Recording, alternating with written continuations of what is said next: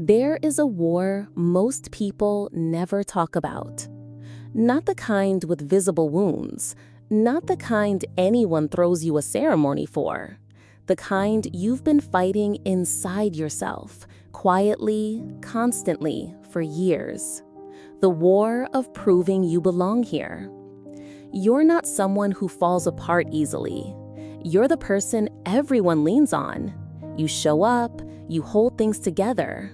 And when someone asks how you're doing, you say, "I'm fine," because it's easier than explaining that you haven't felt like yourself in a very long time.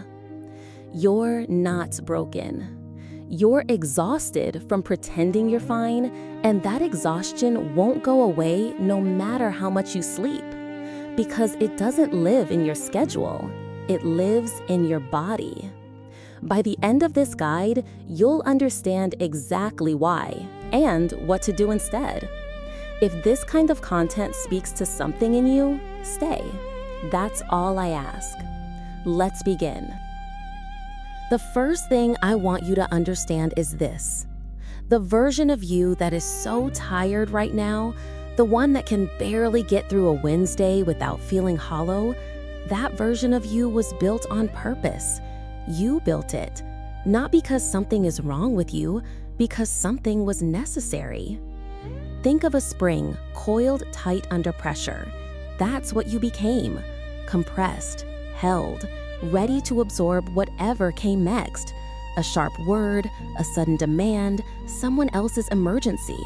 The spring kept you from breaking. It gave the illusion of stability. But a spring under constant tension is not stable. It's just contained.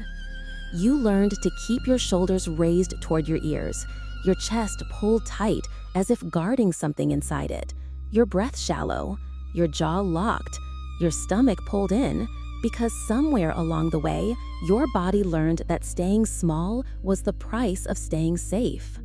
That was the architecture of survival. The exhaustion you're feeling right now is not weakness. It is the weight of holding a spring compressed for years that was never designed to stay that way forever. Now I want to talk about the exhaustion specifically, because there are two kinds, and most people confuse them. The first kind is surface exhaustion. You work a hard week, you rest on Saturday, you feel better by Sunday evening. This is human. This is recoverable. The second kind is structural exhaustion. This is what happens when you've been performing a version of yourself for years that doesn't fully match who you actually are. When the gap between the self you show the world and the self that exists quietly underneath has become so wide, you've almost forgotten which one is real. Structural exhaustion doesn't go away with a vacation. You come back from the trip, and within 3 days, you feel exactly the same as before you left, because it doesn't live in your circumstances, it lives in your body.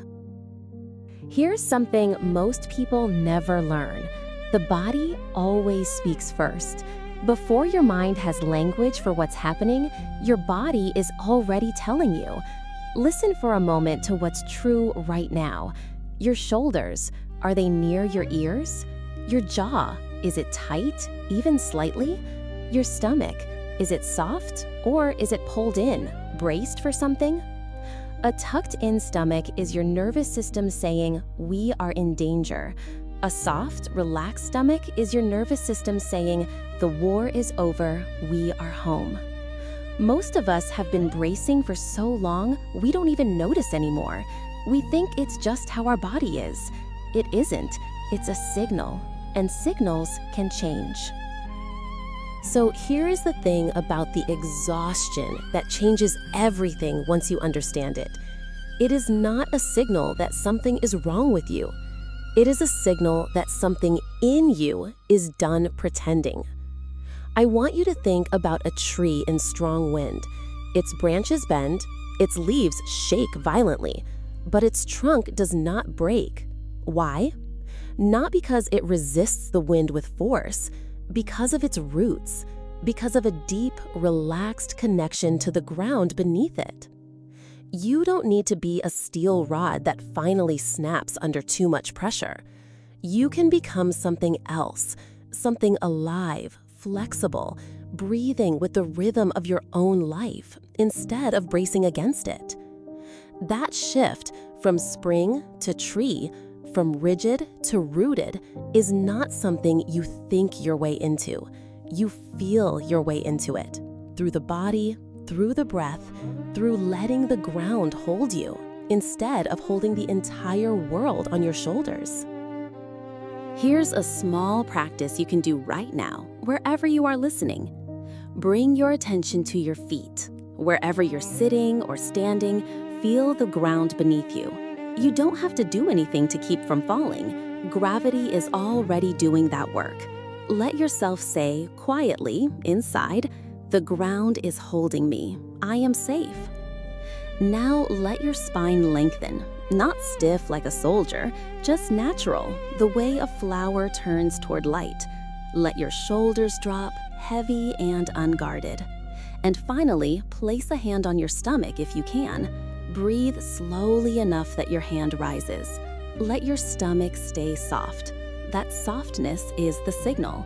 The war is over. You are home. People are afraid of this part.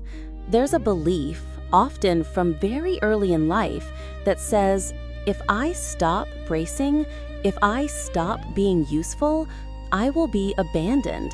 I will become invisible. I am not here to argue with that belief. I'm here to offer you something it never could.